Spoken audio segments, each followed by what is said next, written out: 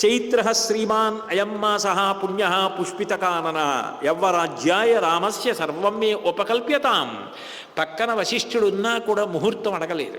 ఎందుకు అడగలేదంటే వశిష్ఠుడికి తెలుసు కేకయరాజుకి మాటిచ్చాడని. ఒకవేళ రాముడికి యవ్వరాజ్య పట్టాభిషేకానికి ముహూర్తం పెట్టండి అన్నాడు అనుకోండి, అంటే మనలో మన మాట ఏమనుకోకు, మరి కేకయరాజుకి మాటిచ్చావు అంటే గురువుగారికి ఏం చెప్పాలి, అందుకని తనే పెట్టేసుకున్నాడు ముహూర్తం. పెట్టేసుకొని చైత్రమాసం చాలా మంగళప్రదమైనటువంటి మాసం. ఆ మాసంలో వసంత ఋతువు, చెట్లన్నీ కూడా పుష్పములతో శోభించి ఉంటాయి, ప్రకృతి అంతా పులకింతలు కల్పిస్తూ ఉంటుంది.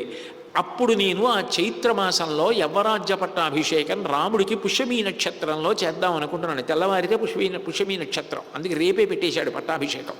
పెట్టేసి రాముడికి పట్టాభిషేకం చేద్దాం అనుకుంటున్నాను అని వశిష్ఠుడిని పిలిచాడు. పిలిచి మీరేమంటారు అని అనలేదు. ఎందుకనంటే అలా అంటే ఎంత ప్రమాదమో తెలుసు దశరథుడికి. అందుకని అలా అనకుండా వశిష్ఠుడితో అన్నాడు, రేపే పట్టాభిషేకం కనుక పట్టాభిషేకానికి కావలసిన సంభారములు అన్నీ మీరు పెద్దలు తెలుసు కాబట్టి సిద్ధం చేయించండి అన్నాడు. వశిష్ఠాదుల గొప్పతనం ఎక్కడుంటుందంటే రాజు ఏం చెయ్యబోతున్నాడో అది జరుగుతుందా జరగదా అన్నీ తెలుసు. కానీ మన ప్రమేయం ఆయన అడగనప్పుడు మనం అందులో దూరి మాట్లాడడం అనవసరం. పెద్దరికం అంటే ఏమిటి? అడిగినప్పుడు చెప్పడం, అడగనప్పుడు చెప్పి ఉపయోగం ఏమిటి?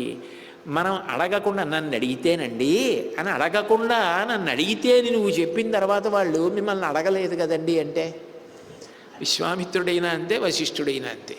అందుకని వాళ్ళు చెప్పరు.